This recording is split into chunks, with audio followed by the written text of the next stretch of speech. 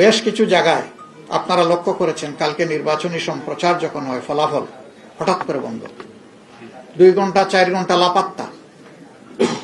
এগিয়ে আছেন তিনি হাজার হাজার বুথে, শেষের দিকে গিয়ে তিনি ফেল, নাই, তাকে খুঁজে পাওয়া যাচ্ছে না।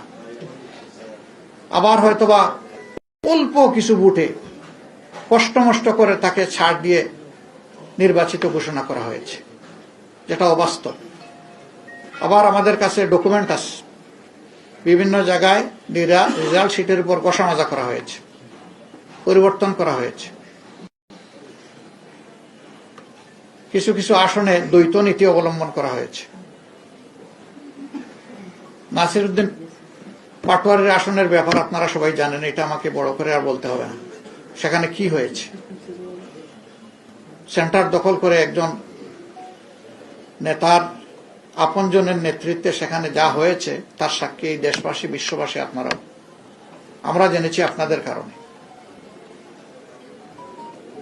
বাংলাদেশ খেলাফত মজলিসের আমির আল্লামা মামুনুল হক সাহেব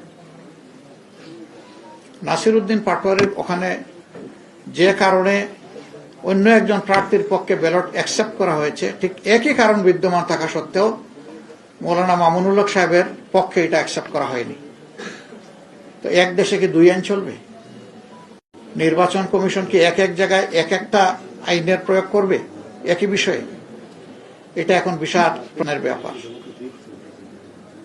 আমাদের সেক্রেটারি জেনারেল সহ বেশ কিছু আসনে এই ধরনের ব্যাপার আছে।